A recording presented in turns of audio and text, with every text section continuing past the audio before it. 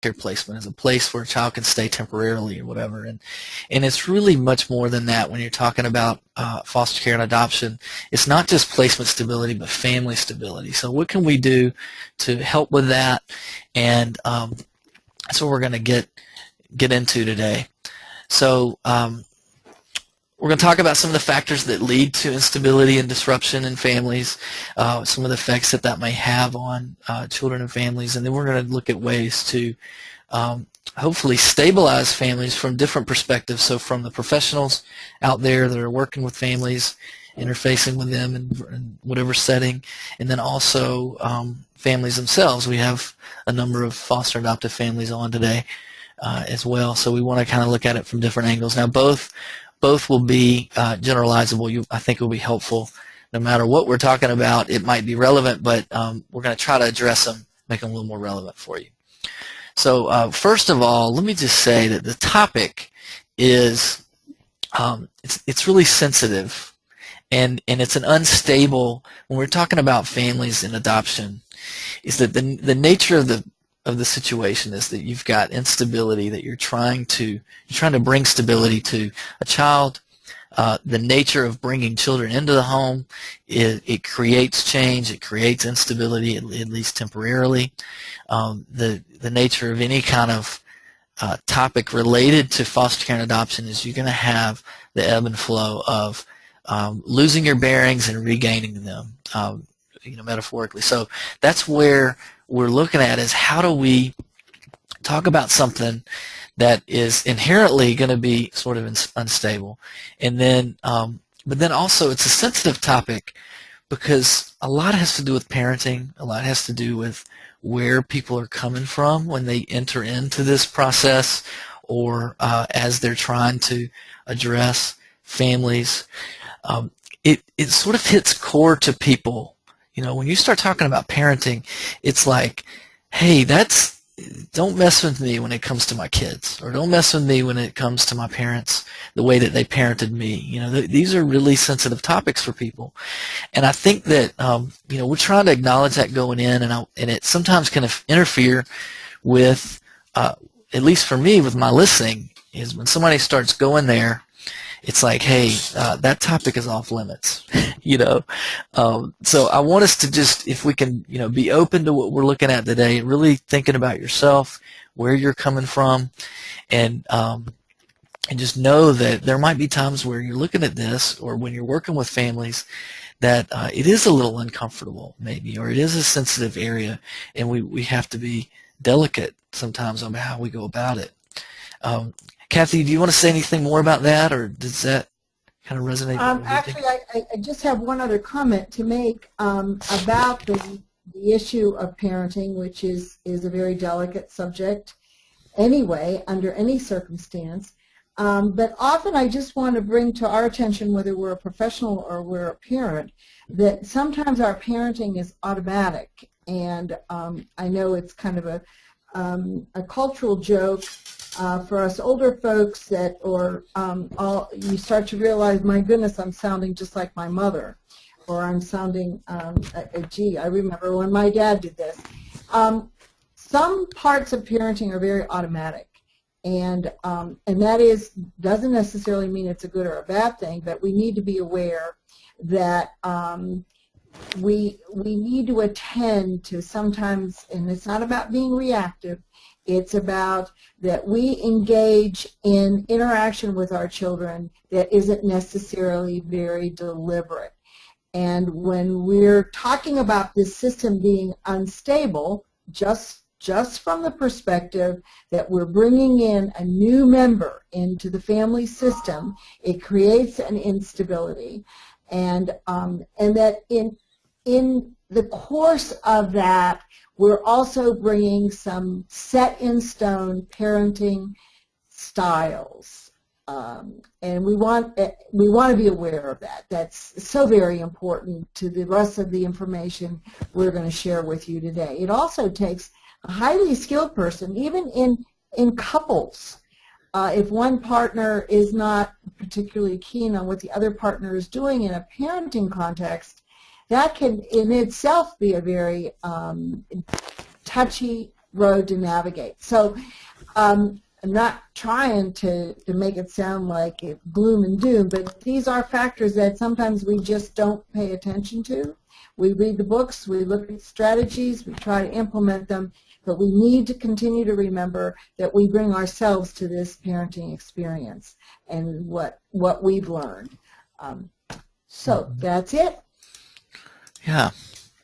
So so here's some things that, you know, when children are going through change, or parents as well, you know, there's going to be a wide range of emotions and feelings related to it. Sometimes there's a lot of anger that the kids are going through in families, guilt and anxiety, fear, but you know, also sometimes you have relief. You know, there's excitement about opportunities. You know, it's a lot of times when we focus on the grief and loss, the attachment breach, and the effects that has on kids. But on the flip side, you have a lot of times expectations related to how we think that children are going to come from their struggles, whatever they are. We have our, you know, ideas about the fact that kids are struggling and now they're coming to our home and they're going to have stability now, right? Or they're going to go from a situation that is not ideal to hopefully a situation that is more ideal. So we, in our minds, assume that kids are going to be relieved or excited, or we assume that we're going to release some of these feelings of anger and anxiety and stuff. And a lot of times the process by itself can get a lot of this stuff stirred up. And then it gets, as we're going to talk about, is that it not only happens in the beginning, it's not initial transitions, it's any kind of change and transition, any kind of thing can come up. So, you know, it's not only about adjustment to the first initial placement or adoption that happens. A lot of our families are fostering as well, and there are all kinds of children coming and going in situations where parents have to maintain sort of an even keel in the face of really rocky waters, or whatever the expression is, really, you know, stormy weather, so to speak. So for children, though, that have been in a lot of interruptions, they've had a lot of transitions, they've had a lot of different caregivers, maybe lived with grandmother and then their aunt and uncle, and then they're with cousins and then people they don't know. A lot of times they'll have difficulty forming emotional ties at later times in their life, so it can be something that's a little foundational to the way that they're working, and that's going to come into play whenever they're placed in your home, or whenever they're, you know, you're working with adoptive families, knowing that that doesn't always happen at first. And if they've had a lot of compound loss and a lot of transitions, it's like it seems like it kind of piles, or it appears as if it just piles up on each other. This is from one of our friends, Gregory Keck, who has recently passed away. He's come and done trainings for us and has written a lot of great material on this topic and working with adoption and attachment. And that's one of the cores, is understanding that attachment does not always just happen overnight, and that a lot of times if we have a history of attachment breach, we do have a lot of repairing that needs to happen. And that happens in the home, and it happens with families every day, and it doesn't mean it can't be turned around. It just means that we sometimes have to have that orientation of patience and knowing that there are things that we can do actively that can help with this. So a lot of times, if they've had caregivers, they've been inconsistent, they've abandoned them, you know, they've been asked to be removed. Simply, you know, we hear that all the time. You know, it's like, hey, we can't handle this anymore. We've got to do something. And so they're going to take that orientation into the home with you, whether if you're fostering or whether you've adopted or adopting. That might be the way that they're oriented. You know, and it just becomes part of their world, and so they have a lot of, not only they have a lot of learning to do in your home, they have a lot of unlearning that needs to happen, and that's going to be part of your role. So a lot of times parents, knowing that their children have struggled with attachment, or knowing that they've had a lot of this stuff, it really intensifies even more so the desire for parents to attach. And a lot of times it doesn't happen, like we said, it doesn't happen overnight, and it may not happen for a long time. So this needs, it's one of those things that is very important to keep trucking along, to be there and have your signal ready, so to speak, to connect when you can connect, and allow the child to connect when it works for them, doing what you can to help with that. But also knowing that really one of the most important things is for you guys to connect, and your relationship with that child is going to be core to the other stuff that we're going to be looking at today. Kathy, do you want to say anything else about that piece? Yeah, I do. What occurs to me is that, of course, the family is welcoming this child and is anxious that this child become a part of the family, and that kind of resistance that many children have in the first place, in the early parts and sometimes of adoption process, and sometimes that lasts for a long time, really frustrates parents, and it becomes a personal issue, such as this child is really, well, I've heard some parents say this, I know this is rather harsh, but this child is ungrateful.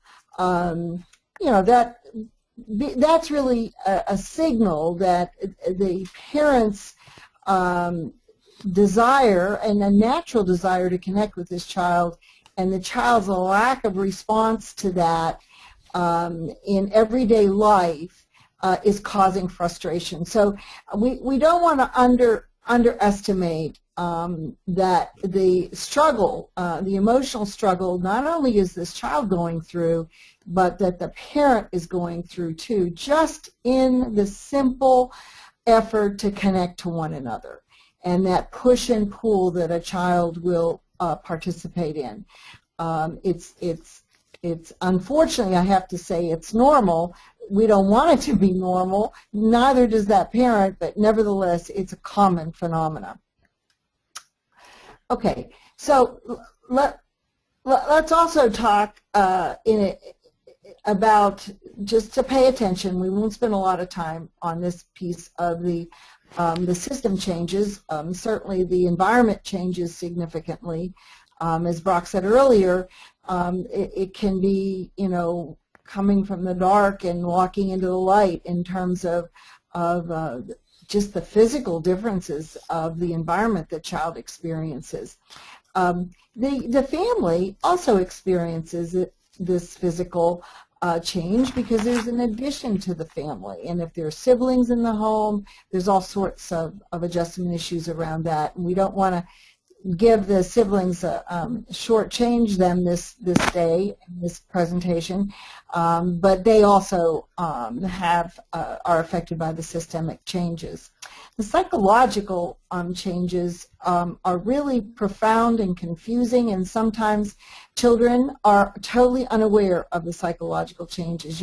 Kids are pretty concrete, and if you ask them a question, are you okay today? I don't know. Something bothering you? I don't know.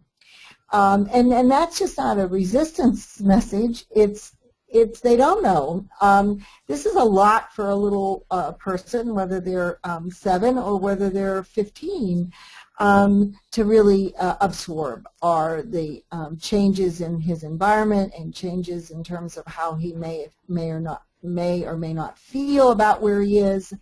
Loss issues, all the stuff that Brock touched on ahead of time. So, but for the parents, the largest psychological dimension that we've seen working with folks is that disappointment, that this process of connection isn't quite as fluid as everyone would want, including the child and the parents. So that's pretty profound weight that we find that parents carry when they're coming in for help. And when we're talking to you about all of this stuff, we've learned a lot from our parents and children. They've, as usual, if you're a therapist and an honest therapist, you'll know that a great deal of our training comes from folks that we treat. We learn a lot about the phenomena they are specifically experiencing, and we have the opportunity as professionals to be somewhat emotionally removed from the situation. so that we can look at these common challenges and bring them back to folks that are struggling. If there was going to be a top of the list for us, it would be unrealistic expectations. I know GPS classes hammer this home. There's all sorts of efforts to address expectations for folks who are looking to adopt children, even people who are looking to foster. Although there's just something a bit different with the fostering families.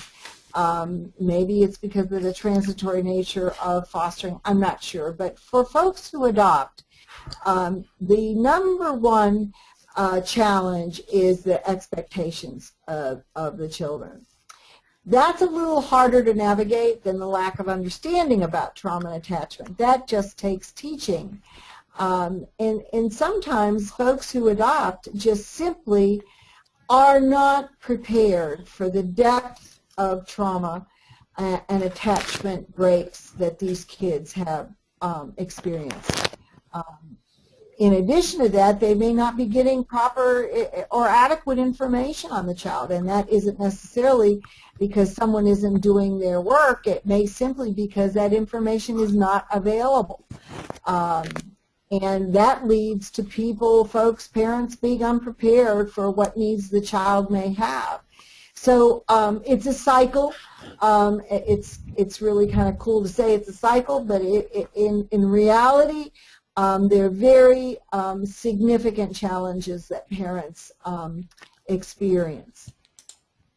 Then we have the factor of developmental stages. You know, at any time, and again, you're very aware of this, it's part of us to remind parents, because parents are aware of this, but in a little bit of a different context than where a professional's coming from.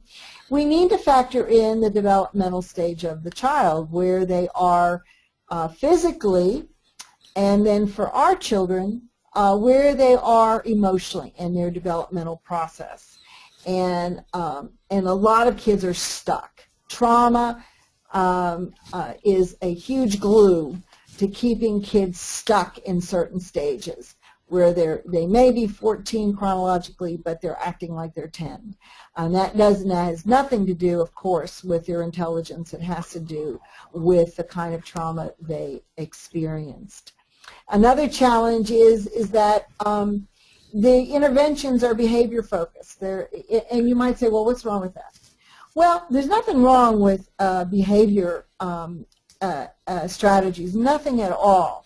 But underneath behavioral strategies, in order for them to work, hopefully, is that the attachment bond is strong. Now you might say, well, you just contradicted yourself. You just said it takes kids a long time to connect. Yes, it does take kids a long time to connect. But every step along the way, depending on the parent response to the kid is aware that on some level this parent cares. Sometimes they're so aware they push it away because they can't depend on whether that caring will last or that caring will result in another disruption. Now, these aren't necessarily articulated in this young person's mind, but in terms of analysis of it, that's exactly what's happening. Behavioral focused interventions have value, but that's not the magic pill. The magic pill is the connections. And then the support system factors, whether they're formal or informal, are significant. Not only are they significant for the child in terms of how the village can actually operate in a loving, connected way, but that support system is enormously important for the parent. Those of you who have clients who are single parenting, in the best of circumstances, a good support system is very important to the mental health of a single parent. A good support system is important to all parents, whatever the context of their parenting in. And they can be very formal. Families can sometimes provide that, but sometimes families of choice can provide that. and informal. We see lots of families coming through here where their support system are families of choice and not necessarily families of blood, where people are getting the kind of support that they need. And that's always an important factor to consider when you're treating families in crisis. And then always the honeymoon phase ends, whether we're talking about marriages or whether we're talking about parenting, whether we're talking about friendships. Honeymoon phases end. The reality of the day-to-day living, it becomes the experience. And parents, I think there's a term folks use about Disney parents. I'll take you here, I'll take you there, we'll do this, we'll do that. And that's cool, and that can often just support a honeymoon phase a little longer. But what all humans seek is the connection. The connection to other caring humans, not the connection to the machines or the computers or the games kids play. It's the connection. Not that they don't have their value, but it is about the connection and how they relate to one another, how the leaders or the parents in the family relate to them. Now, moving on. Well, Kathy, I'd like to say something about this as well. Going to the support system factors, one thing to think about too is when you're looking at a family's support system or you're looking at your own, when you think about where do you turn and who can you talk to about what, one thing that's interesting is how your support system relates to these topics as well. Do they understand developmental stages? Do they understand where behaviors come from? So if you go to your friend and you're asking for advice or you're venting or you're trying to ask for prayers or whatever it is, and then somebody says, well, they just really need a good butt whooping or whatever, like depending on your relationship or your support system relationship to these other things that we listed here. So going back to this other, wait, I'm going the wrong way, to lack of understanding about trauma and attachment. If the people that are helping you with this process, they also need to be aware of what all is going on. If you've got a grandmother that's helping to take care of your child for part of the day or staying on weekends at times to give you respite or whatever, then they also need to have all of this stuff be grounded in it as well. So anybody that's having their hands on the situation, it's helpful to include them in the education that you're having or helping with understanding the child's needs and if they have special needs or considerations and that kind of thing. And it's not an excuse.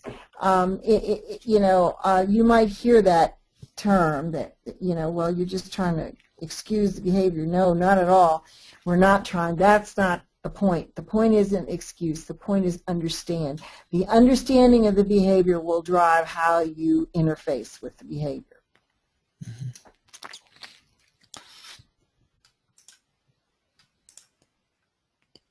Okay, can you see these, Kathy? You want to take these?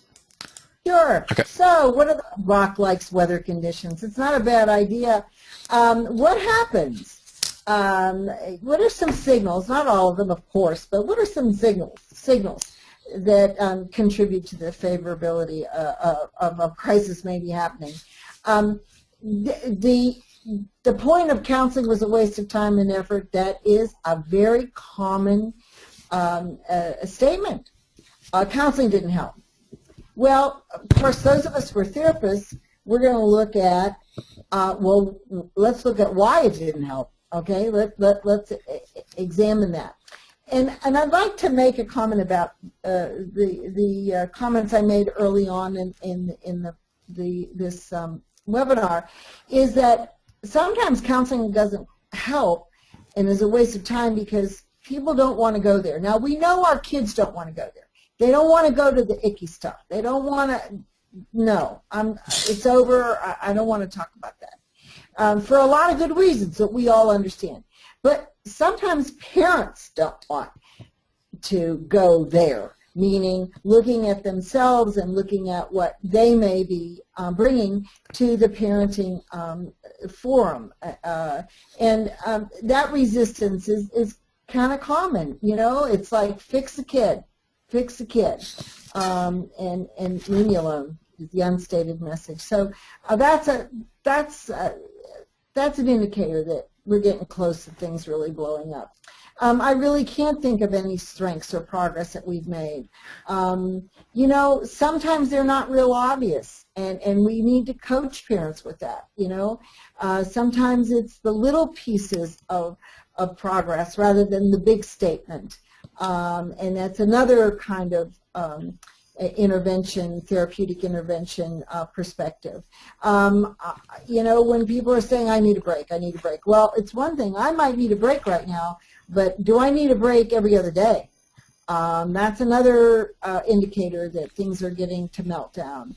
If I get called to the school one more time, what this kid's doing, I mean, I really don't want to take her to the park with us because she's so disruptive.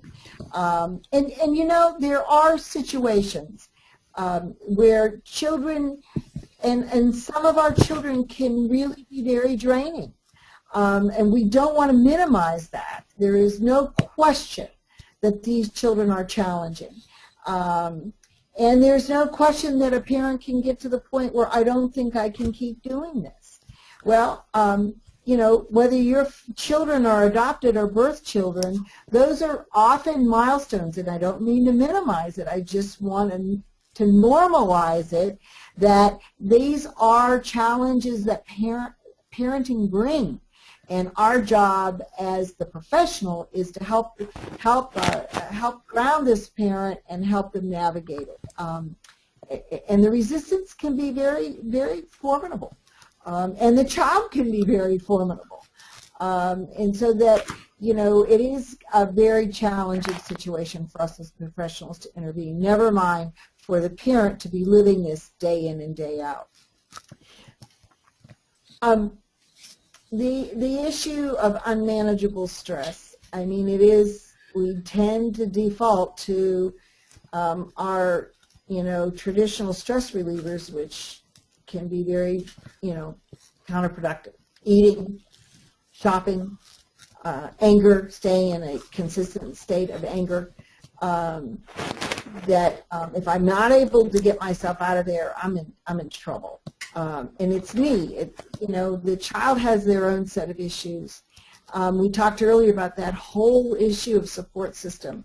One of the reasons why this contract with the state was developed was to provide a very strong external support system for folks who adopt children who've been through a lot of the struggles our children have been through.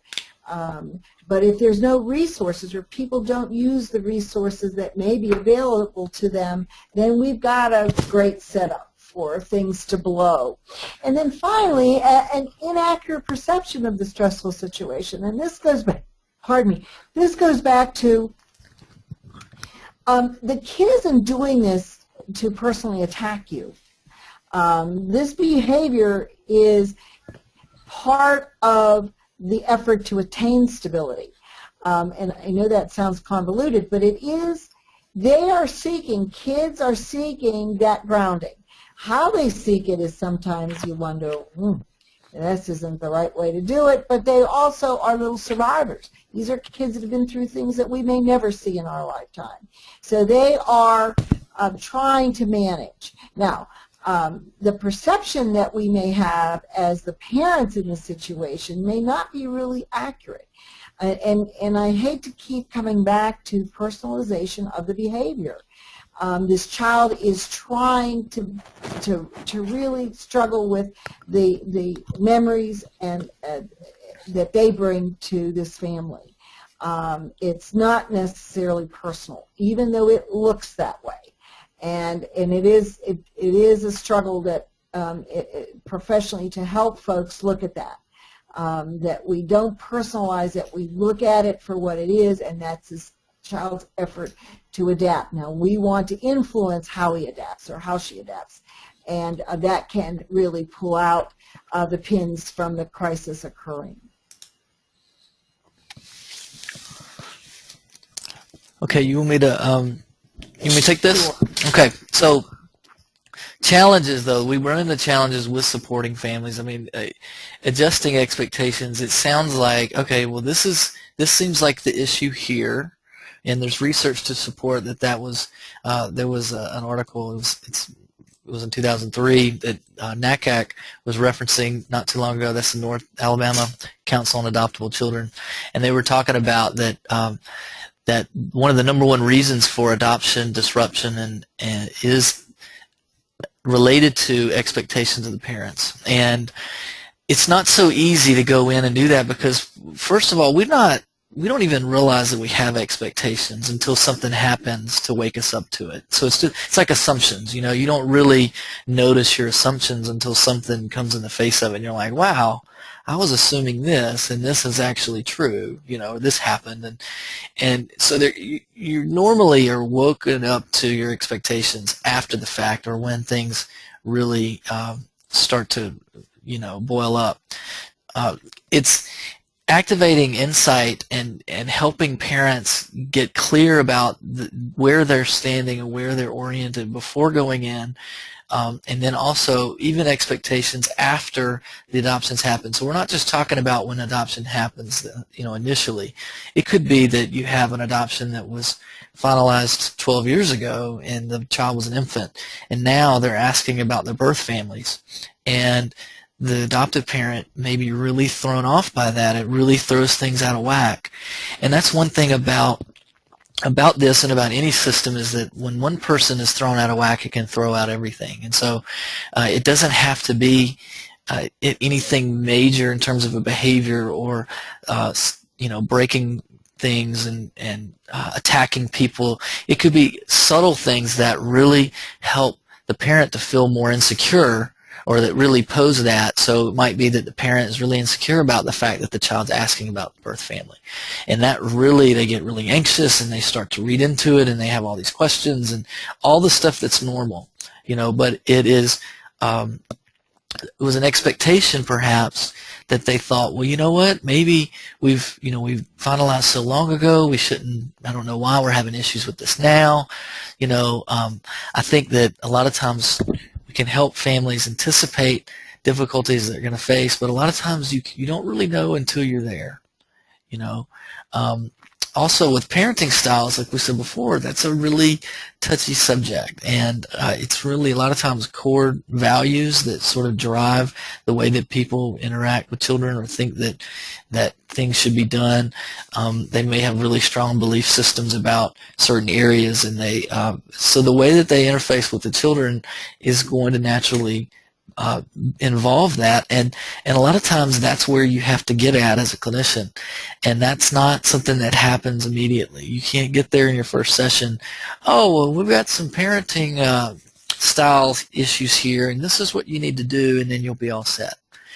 It takes rapport, and it takes listening and really finding out what's driving a lot of this, and that's something that is a major challenge for professionals, and it's a challenge for anyone who's trying to support someone. Is that a lot of times we want to help and give strategies and just tell people that what they need to do or what they need to quit doing, and you know, things just don't change that way. So that's something that we have to keep in mind. And then also there's a lot of resources out there, and there's a lack of awareness of resources, but the resources themselves are only as helpful as the person is able to integrate them and to use them. So a lot of times we say, well, you know, we had RAP services in there, and we had you know, counseling working with this child, and then we had, you know, the marriage was struggling, we had marriage counseling, you know, we have all these things, but if the family is not healthy enough to integrate the services or be able to listen, or maybe there's not rapport with the family, you could stick services in all day long and it not really get anywhere. And I think that is something that we don't think about a lot of times as service providers, is how does the family relate to our service? Like, how do they relate to us as a support system? Do they really see us as a support, or do they see us as imposing? You know, like my experience with DHR and a lot of DHR workers who are on here or have worked in that field, in some capacity can resonate with the fact that a lot of times we have families we're wanting to support them and they're just not on board, or they don't understand it, or they perceive it a different way. And so that's a huge challenge for any provider. So what is helpful and what is best practice? What do we need to do? And here's sort of a model that, it's circular in nature, but we start with listening, and listening is more than just listening to their words, but really assessing and listening to behaviors, listening to where people are coming from, trying to get to the root of what people are trying to say. A lot of times children are not used to being listened to as a whole, just in our society. A lot of times we don't consider what our kids have to say, and I know that that's something that I run into all the time in my own personal parenting, is that my child's trying to tell me something and I just don't have time to listen. I'm like, hey, we got to go, and he's like, but Daddy, you're not listening, and it's so easy to not pay attention to certain cues and things that families are trying to say.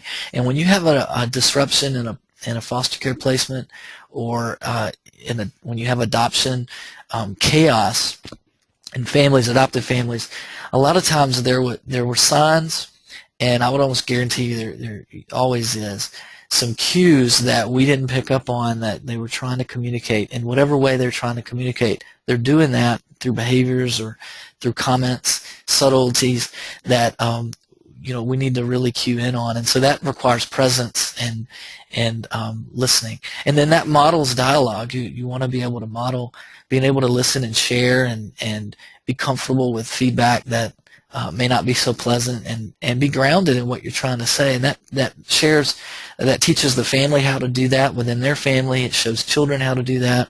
It empowers people. And then when you're advocating, it's not, we have our idea about what advocating means, but in terms of trying to help families get the support they need or get the services they need, but also advocating for their well-being, advocating for all the different needs that they have, and the simple right that they have, that all families have, to be stable and to have some equilibrium, and to have their whatever rights that they or whatever they're looking to do, that we can advocate for that to happen. And so we take all this into consideration, and what happens is a plan sort of surfaces. You can't just develop a plan by itself. You have to have all this other information that will feed what plan makes sense. So you develop a plan, and the one thing about a plan is that it in and of itself is not helpful too, and without any action, without follow through, and without support to make the plan happen. So that was also an experience I had at DHR when we're working with ISPs and also with IEPs in schools. A lot of times it's easy to develop a plan and it sounds good, but do you have buy-in, and do you have the action that it's going to take for this to really happen? And so a lot of times we would put plans in place, and I'm speaking for myself, we put plans in place, but it was hard to maintain, or it was hard to really carry through, due to the lack of buy-in or due to the lack of understanding about the reason for it, and all of that kind of stuff. So all of this sort of plays in together, and it doesn't mean that this is necessarily progression. It's all kind of happening at once, and families need to feel supported and listened to.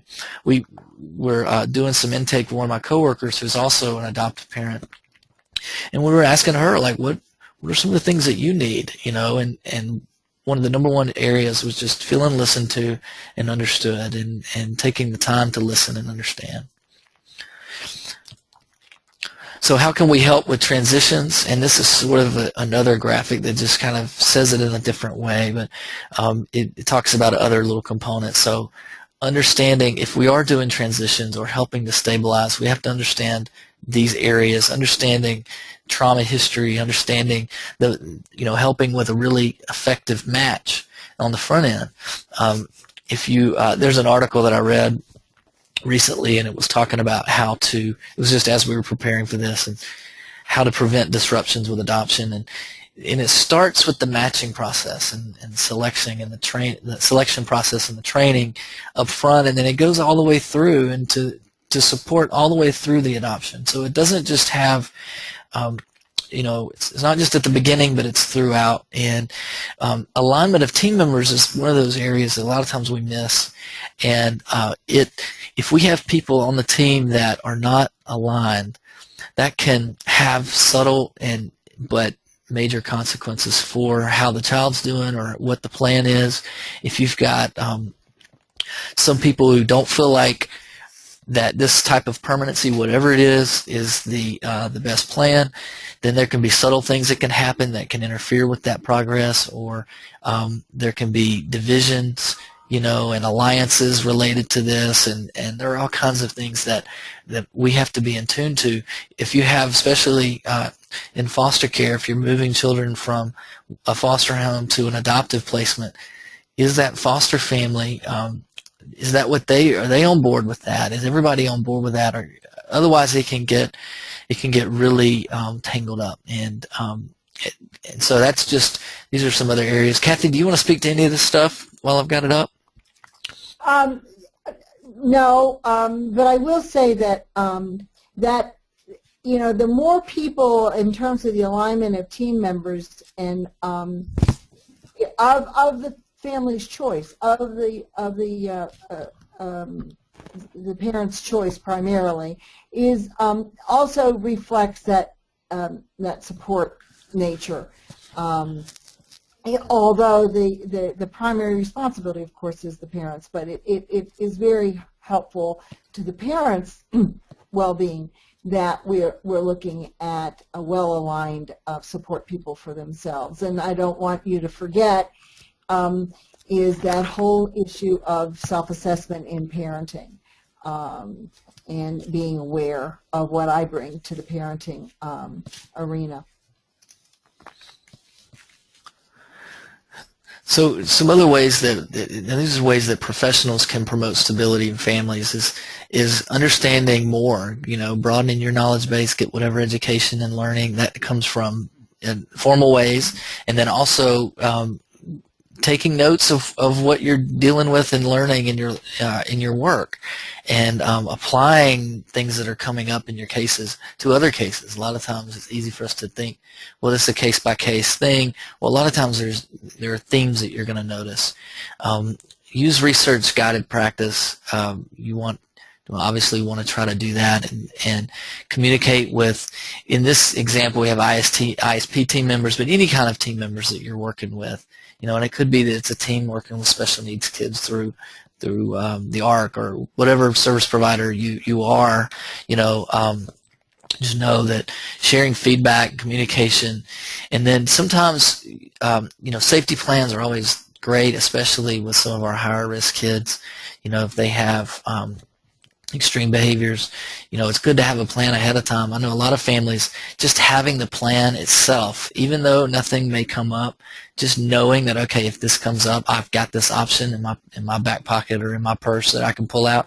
That is that's comforting for families. And then also understanding the parent's emotional state and really connecting at that level, that's going to guide the rest of the interventions you're trying to have. So unless you connect and really empathize and get where they're at emotionally, the rest is going to fall flat. So you can't educate without doing that first, and you can't get them to buy in with resources that you're having without that. And in order to do that, you have to be in tune with yourself. You have to know where you're coming from, and that self-assessment piece applies to professionals as well.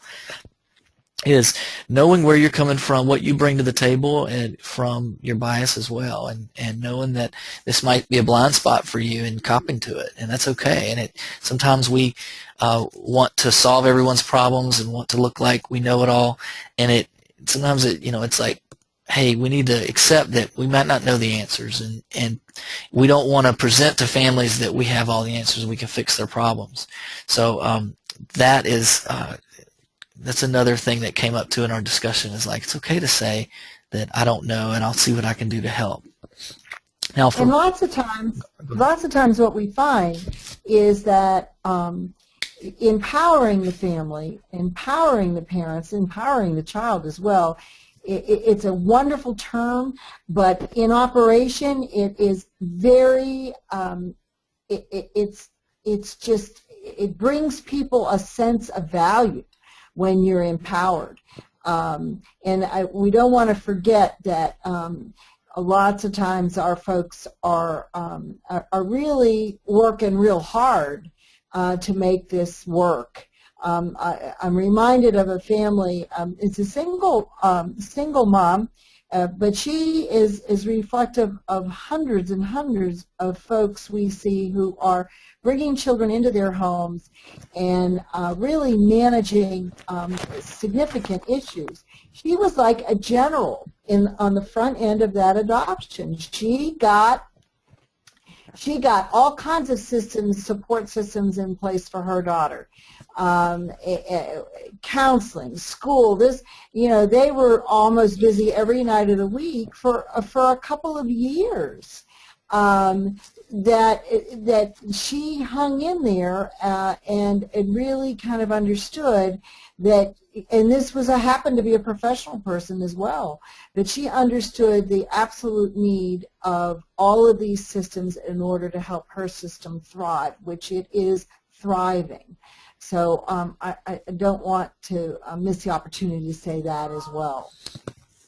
Parents can promote family stability. And again, it goes back to, it's not an excuse, it's an understanding of the child's emotional state, their sense of loss and grief. And that where I'm going to try to do is I'm trying to build this relationship. That's my first goal, is to build a relationship. And if I need help with it, just like the mom I was just talking about, she anticipated that she was going to need some help.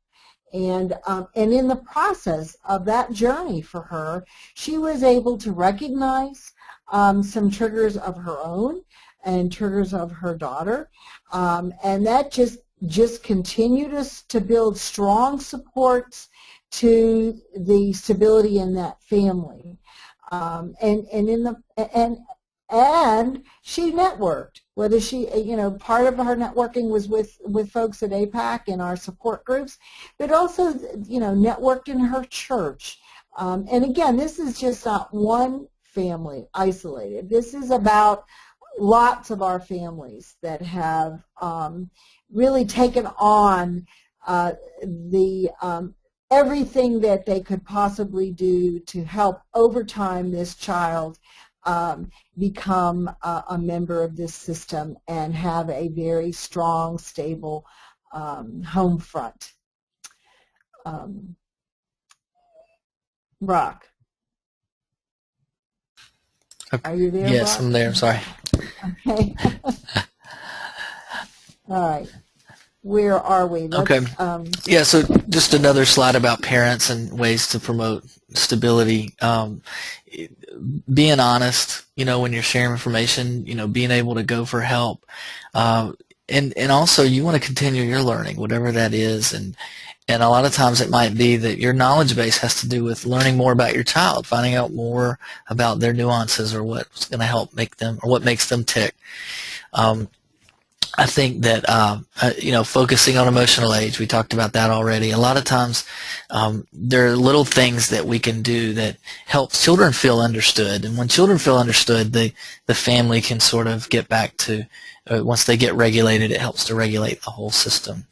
So I was looking up some stuff about change, and it came across my mind about the change curve, and it's a Kubler-Ross kind of deal talking about grief and loss, but they use this in business as well, and it's just about how anytime there's anything that happens, any change, there's going to be a dip for a little while, and then gradually it'll come back up. So to the extent that it's really steep and goes really far down, or to the extent that it is a little more flat and goes back up at a faster rate, all of that has to do with how that person is relating to the change and where they're at. And so how can we help families to where it's not so deep and not so lasting, but we're going to have the ups and downs, but that's kind of our focus.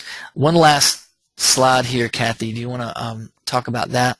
Yeah, I'm really, this is a favorite paradigm for me, and many of you may recognize this. This is Daniel Stern's paradigm of attachment, that we need to be accepting and really create the atmosphere so that trust can be built, and it is a reciprocal relationship. So that stability is a partnership that occurs between the parent and the child primarily, and a partnership at times with a professional, but it's always based on the fact that I accept you for who you are and what you can be, and I create an environment of reciprocal interaction that is positive.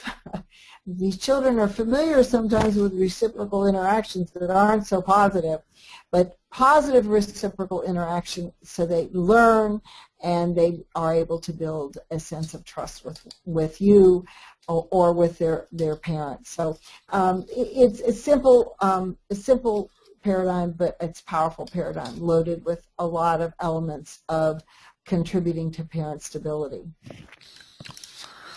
Okay, well that wraps it up. So Carla, we got time for a couple of questions, and then just so you guys know, we'll take a couple, and then we will let people sign off if they need to, and then we'll continue on if we have more questions. Okay, Carla? Okay, we did have a couple of questions that came in, and the first one was in regards to a professional is asking, and they asked, do you recommend that a parent change their own parenting skills, parenting style as it relates to their birth children and incorporate, newly learned skills, the new shift in the way of thinking in regards to all their children, both their birth children and their foster and adopted children, because sometimes foster and adopted children feel like they're receiving special treatment because they're not quote unquote parented the same way as birth children. I support the fact that you use the same parenting style for all children in the home, and in the process of that you vary. Sometimes it depends on the personality, the disposition, and the assets of the child. It varies, but absolutely the questioner is absolutely right. It's inclusion you want to promote, not exclusion. And by treating the adopted child differently, you're promoting exclusion. And I don't personally support that at all. I think it's a recipe for disaster. I think it is important to realize the inclination that we have to treat it, naturally. Do we think we should treat them differently? Even the question itself is something that a lot of times, with your expectations of your children, a lot of times it's easy to think, well, maybe I should treat them differently. Well, you treat them based on what they need, and you want to be consistent across the board that you do that with all of your kids. So it might be that things are different. It doesn't mean that fare is the same and that you necessarily handle things equally for different children or different ages. Just like if you had kids of different ages, you wouldn't necessarily handle things the same way. But across the board, your paradigm and the way that you parent does need to be the same. And I think you want to send this consistent messages throughout. Okay, thank you. The next question was in regards to parenting styles and core values as well. What are some gentle ways to help parents recognize their parenting style that may be creating some challenges in their household? You guys talked about being attuned to yourself and things like that, and so what are some gentle ways to help a parent kind of know what their core style is that may be causing a problem in the household or may be challenging in their household? Well, you're right. It needs to be you need to approach it delicately, and of course, it depends on the style of the therapist, mind you. Now, you can get a sense of what my style might be, but we all have different ways that we approach issues. I certainly think that asking a parent what they liked and what they didn't like about the way they were parented. And this isn't about bashing mom and dad. It's really about getting perspective on and setting it up for the parent. It's getting perspective on I am who I am because of where I come from. And so that being aware of what worked and what didn't work for me as a child being parented can be certainly a direction I would take. And I think it's always important to preface anything like that. This isn't about being critical. It is about learning, and it's about being aware of what might be driving some of my behaviors in my parenting experience. I know my mom was a screamer, and I really was very uncomfortable as a child with that screaming. She screamed all the time. Yet when I started to parent, I started screaming, and it took me a little bit, and my partner's observation about how I was screaming all the time, and that wasn't healthy. So he didn't say it quite like that, but it wasn't a good thing for me or for them. So that a gentle direction, only for the purpose of learning and understanding my own behavior, it doesn't need to be offensive, or certainly doesn't need to be threatening, not at all, if we have that relationship with our client. Okay, well, I want to just say that now we're going to break for just a second for people that need to sign off. It's 1 o'clock, or 1:02 or so, and you can, if you need to go, feel free to sign off. We're going to take a couple more questions if there are any. We're going to stay on for just a few more minutes to do that, but I want to thank all of you for coming, and we will be having more webinars in the coming months. We do them every month. The next one we thought we had scheduled, and it's kind of up in the air, so I'll wait to get all that marketed when it gets nailed down. And then anyway, we'll just appreciate you guys tuning in, and we'll see you next month. Now, for those of you who want to stay on a couple more minutes, are there any other questions? Or if you have a question, you can type it in. We'll be glad to fill those. We'll stay on for another 5 or 10 minutes if there are any. Yeah, we don't have any questions at the moment that have been typed in. We just answered the couple that had been typed in. Actually, here's a question. Here's one.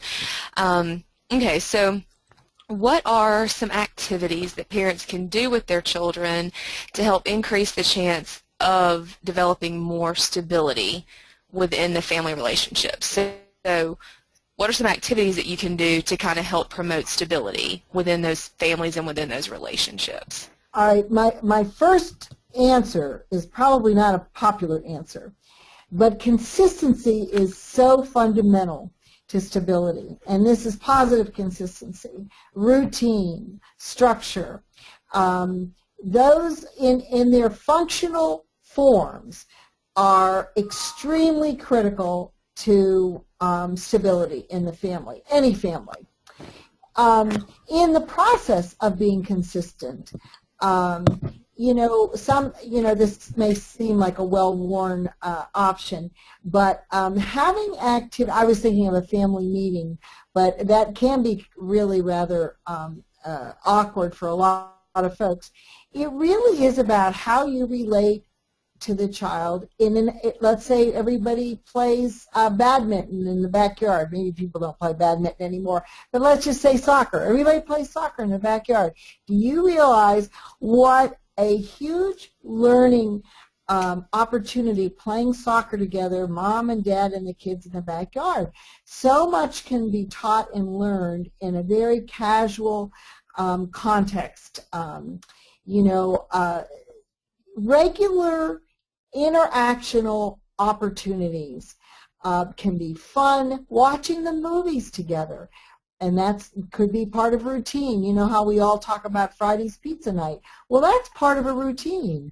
In its way, it's very comforting that I know that Friday, this is what we're all going to do. We're going to have pizza and watch a movie Friday night.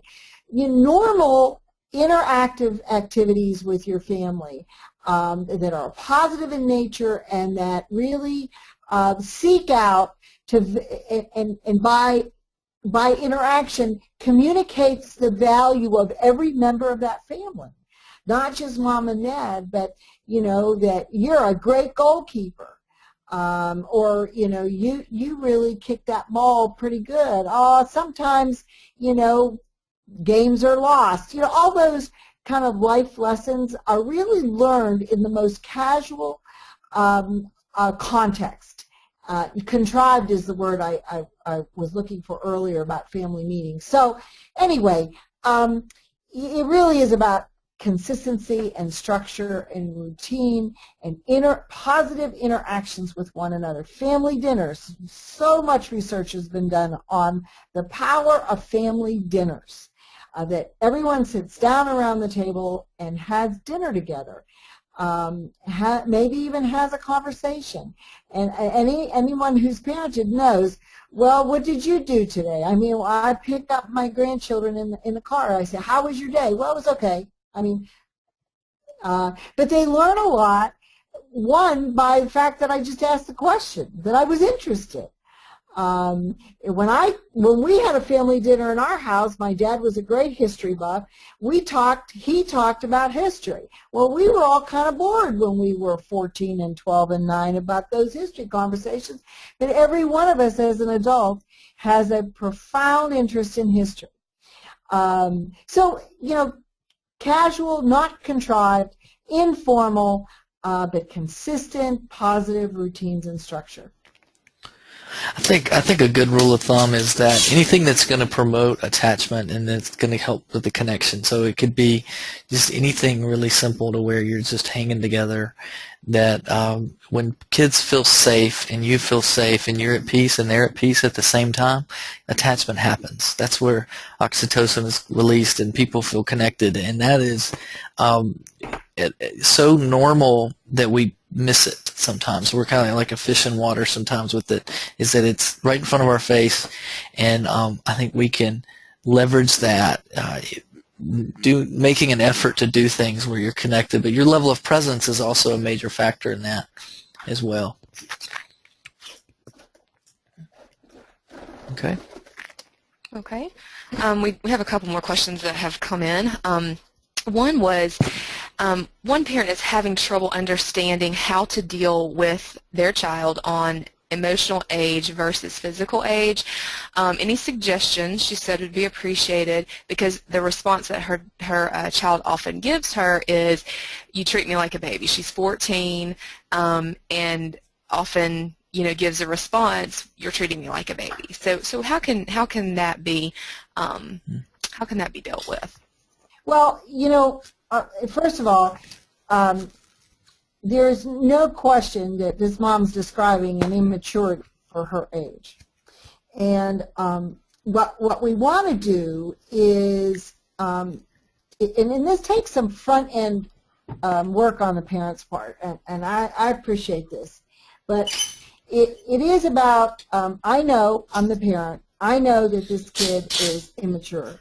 And but it is my job to teach and teach her how to build those emotional skills, and so that, you know, it may be the way that you're trying to teach that, you know, partly contributes to her answer is you're babying me or treating me like a baby, but at the same time, it may be that there's a frustration with the child about, you know, not being able to please.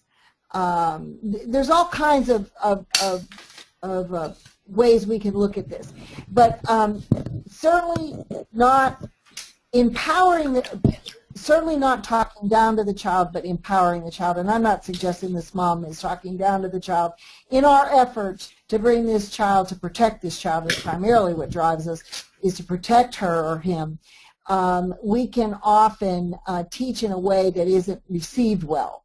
So first I'd ask her to look at how you're sending the message. Secondly, don't stop sending the message, because the child needs to learn.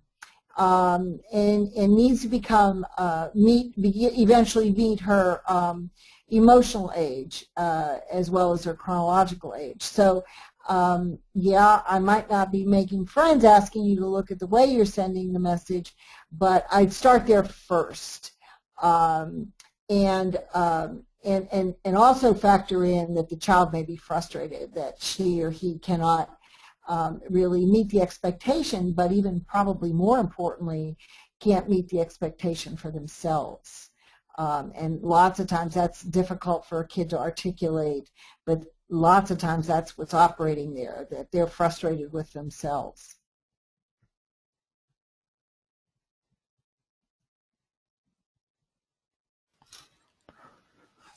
Okay, we have another question here. Okay. Or go ahead. Brock, did you have anything to add to that? No, well, go ahead. Oh, go ahead. No, I was just asking. I was just asking if you had anything to add to that, to what Kathy said. No. Okay. Okay, the next question. How can you create stability, and this is a good one, in a residential facility where residents and staff are constantly changing? That's a hard question. It really is difficult if you have changing staff. But one of the, and then I'm going to let Brock talk, one of the things that I'd say off the top of my head is that that you empower the child because, you know, there is, it's really difficult with a child who's consistently looking at change. Even if staff are coming and going, that's a child that has to continue to look at change. And empowering those children to manage that kind of thing, those changes, can be very helpful in building the child's toolbox of that my environment may not be stable, but I will be stable in my environment. Now, I know that's a very sophisticated effort, but I think that under those circumstances, when you're in a residential facility, that is an option that you do have available to you. It isn't a quick fix, but it can be done. And I think it's important with the staff training and the processes that are in place. I mean, there's a lot of things that have to be considered when you're talking about residential, because kids are, like it says here, kids are coming and going, staff are coming and going, and you know, they're in it, especially in like maybe stabilization units and that kind of thing. They might stay a week or 10 days or 2 weeks or whatever, and so you really got to have staff that are grounded, and you got to have processes that are consistent regardless of who's in place. If somebody's not, not in, that it doesn't throw everything out of whack. Some kids connect more with different staff, and you're going to have that obviously where it's like, well, I thought that, Mr. So-and-so was going to be here today, and he's always here, and he's not here, and, but you can have sort of, you got to have structure, and but you got to have staff that are also able to go with the flow and be responsive and be grounded in the face of chaos, and that's going to help keep the waters calm for even when you have kids splashing around, so to speak. So you want to really take some time with staff to develop them, select them, and that'll help with this. Okay. Carla? Okay, sorry about that. I think we have time for maybe two more. A couple more? Okay. How about, let me just look, sorry I had to scroll down, I'm kind of multitasking. What about, this is a good one, what are some suggestions, some ideas that you guys have that can help partners come to accept each other's parenting styles, especially when they're not similar? What can partners do? Well, one of the things is that even though our parenting styles are different, there are some strengths in the way I approach it, and there's some strengths in the way my partner approaches it. I think if you start on a positive basis, that let's review, and this necessitates communication, and it necessitates some hard listening. And if you truly want to blend really good positive parenting, it's a required conversation. I'm looking at your strengths, you're looking at mine, vice versa.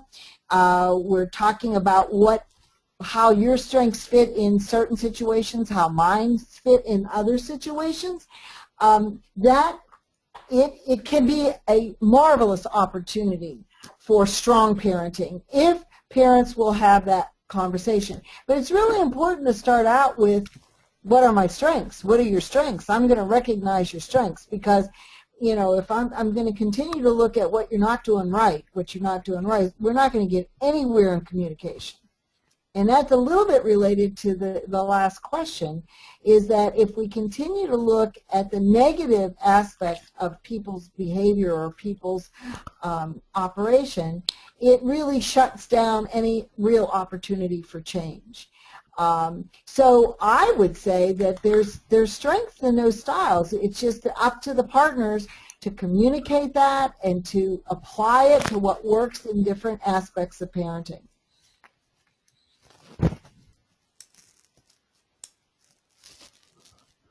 Brock, Yeah, you want to add I'm anything gonna to go. that? I'm gonna go with what she said, but yeah, and also I will say this, that there's also, you have roles that couples play in parenting, and it's not just gender roles, like traditional, but just it might be that one's more of the this or that, and you kind of get a balance with it. You just want to make sure that philosophically you're aligned for the most part, because you don't want to send separate messages, and that can be destructive really in your progress. So it's not that you have to be the exact same person and the exact same parent, but you want to understand more. Sometimes it's helpful to get insight as to why we are the way we are with our parenting. Why is it that I'm this way with one kid and I'm not this way with another, and what is that about? And really having discussion and reflection amongst the couple is going to really help too, I think, with getting insight into shifting if there needs to be any shifting. Okay. You think we have time for one more, Okay. Brock? Yeah, one more. Okay. Let's see. I just lost. And I will say this: here. we have other questions, and what we'll do is, if we don't get to it today, we'll get back with you about this, because we want to make sure your questions are answered. But we do need to sign off shortly, so we will try to attend to these outside of the webinar. Okay. Well, one more here. This family has been fostering for a year and have had 4 newborns in their home during that time. They have biological daughters, young, school age, and so she says life stays pretty hectic. They've basically been living in newborn mode constantly, and so she's asking for practical help, practical suggestions for how to build in some safeguards to keep the family strong amidst the constant change.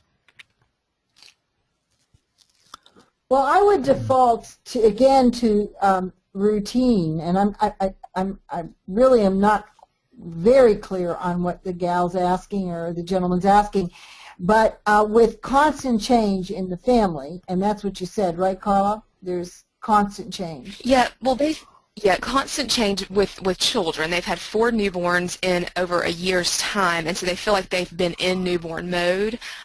Although they have biological children who are school age, they've had 4 newborn foster children in the course of the year, so they feel like they've just constantly been in newborn mode, and just would like some practical suggestions, practical help, and how to safeguard their family in the midst of all the change and being in newborn mode. Like, how can they, build One thing I would suggest is have the conversation with the kids and say, hey, guys, we've had 4 babies through this year and a lot of changes.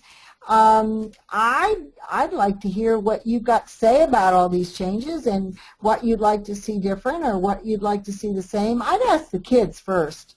Sometimes even a little person, meaning like a 6-year-old or a 5-year-old, has something to say. Not always, but it's interesting to hear what they have to say. There's an old adage in therapy that just ask the youngest child, they'll tell you what's going on in the family, which I found to be pretty true, their perspective. So I would ask them, first of all. Obviously, you as parents have a mission to provide this for little folks, and there's reasons why you do that. I don't know if you shared it with your children, but that in itself is a value.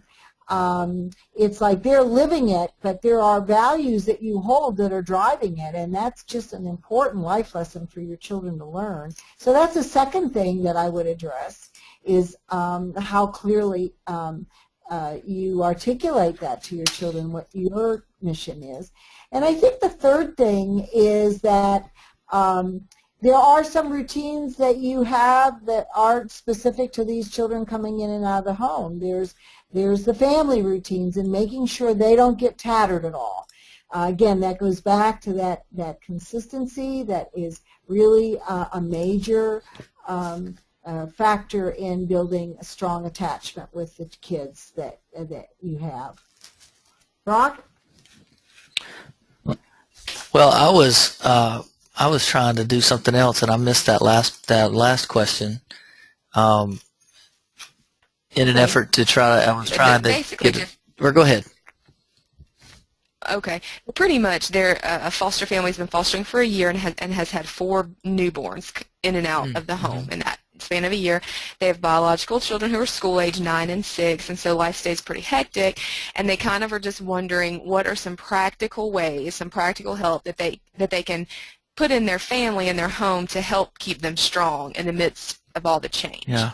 Well, and you know, I did hear her say some, you know, about talking to the kids about it, but really being grounded in your relationship, if you're you know, if you have a spouse or partner.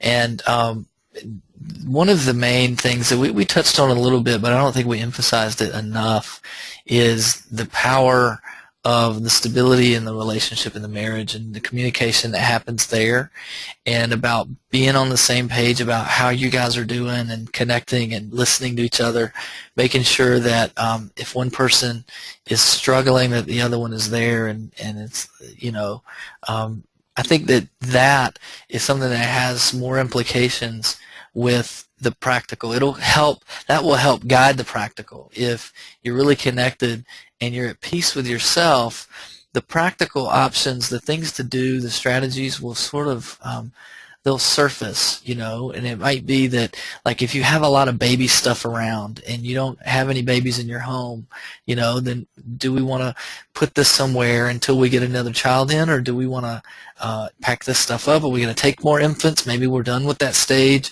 and that might help transition out of whatever you're doing. There are things that are physical in your home that have sort of symbolism, you know. I know that, like, my child just turned 5, and we redid his bedroom, and now he has, instead of, we took his crib and made it into a bigger bed. Well, there's a lot of symbolism, and now he's got a big boy bed, you know, and not a toddler bed, and so there are things like that that can help transition, and it also it can signify certain things in the home. So, like, if you're not going to have more children that are babies, or if you are and you have a certain area that's sort of for that, it can help compartmentalize that. I think that really, though, if there are particulars that you're wanting or that you're struggling with and you want help with, you can let us know, and it might be you can chat with one of the family support workers, or even if you want to talk to a counselor about certain areas, we're available for that. So I don't know if that's really answering your question, but if not, you could let us know. We'll try to delve in deeper with what you're needing. Okay. So I'd like to just thank you guys for sticking around, the ones that were able to, and thank you for being a part of this today. We did made note of some of the comment or some of the questions that came in. We'll try to get back to you guys about that, and be looking for our next webinar. I think it's going to be April 22nd is our tentative date, but it's not in stone yet. But go ahead and mark that on your calendar, April 22nd, and we'll try to have something out soon about that. Is there anything you want to say, Kathy, before we leave? No, but I'd like to thank everybody for their time and attention. We appreciate what you do. Yes, thank you so much. And if you have any comments or questions you want to get with us, let us know. We'll be available. We'd love to chat with you. All right, we're going to sign off now. Take care.